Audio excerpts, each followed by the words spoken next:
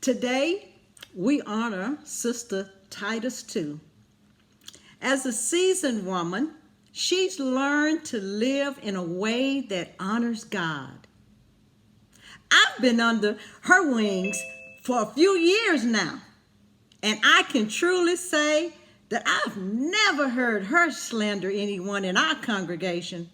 Lord knows she's had plenty of reasons to, but she is firmly committed to honor God with her mouth.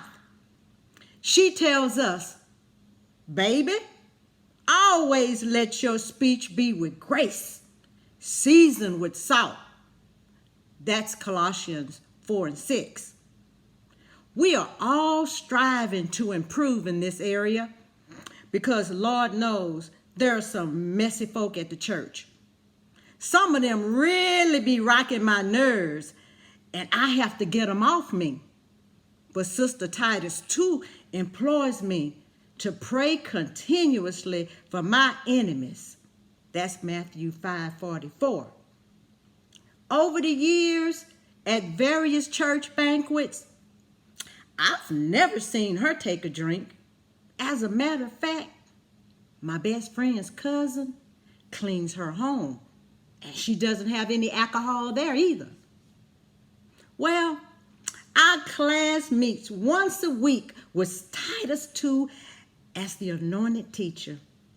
Each week, she starts off having us recite those things that are good in the Lord's sight, like Romans 6:12 through 14. I will not let sin control the way I live. I will not give in to sinful desires. I will not let any part of my body become an instrument for evil to serve sin. Instead, I will give myself completely to God. I will use my whole body as an instrument to do what is right for the glory of God. For this is good in God's sight. Some of the young women in our class have children. Sister Titus too is training them how to love their children. She says, spare the rod and spoil the child. That's Proverbs 13:24. But some of the women only want to use time out with their children when their children start acting a fool. But Sister Titus too continuously reminds us that foolishness is in the heart of a child, but that rod of correction will drive it out. That's Proverbs 22:5. She say, this is love. Sister Titus too teaches us how to love our husbands. Lord knows, some weeks that's a hard task because some of our husbands be acting up. She tells us not to match ugly with ugly or evil with evil. But Sister Titus too encourages us to continue to pray for our husbands in our private meditation time with the Lord. She say, this is love. You know, the young women in our class went crazy when Sister Titus 2 said, according to Ephesians 5:22, that we must be submissive to our husbands. Lord knows they all wanted to get up and walk out. But she just took us right back to God's word. Sister Titus 2 have us recite Proverbs 3:5. Trust in the Lord with all thine heart, and lean not unto thy own understanding. In all thy ways acknowledge him, and he shall direct thy paths. Be not wise in thine own eyes. Fear the Lord and depart from evil. Then Sister Titus too hit the class with a bombshell from 1 Corinthians 7:4. She say, the wife does not have power over her own body, but the husband. So God don't want us to withhold sex as a punishment. She told us, sometimes, baby, you got to shut up and give it up freely. Sister Titus too would tell us, baby, your husband would rather dwell in the woods than live with a contentious and angry woman.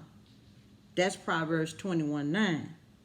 She say, we must learn to temper our tongue. We got to stop murmuring, complaining, yelling, and screaming. Sister Titus too told us we must focus on what we can control. We got to honor God in our actions. We have to honor God in our speech and pray about all that we cannot control, which is other people's actions and other people's speech. Well, needless to say, with Sister Titus too, we studied this topic weekly for months before it was finally ingrained in us. We were not rebelling against Sister Titus too. We were rebelling against God himself.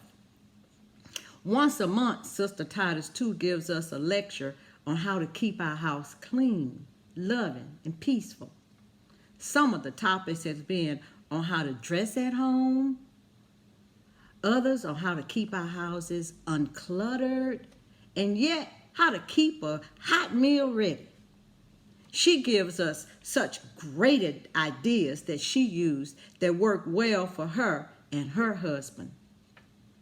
I must admit that following Sister Titus 2 advice and her teaching has really changed the atmosphere in my home and marriage. These small things really do matter.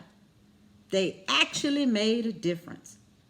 I have come to learn that Sister Titus 2 is a seasoned woman, truly honoring God in all that she do and say.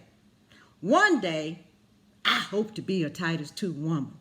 I want to get my own class of younger women to help navigate married life and mothering life as God would have them.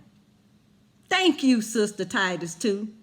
Today we honor you and all mothers. Happy Mother's Day.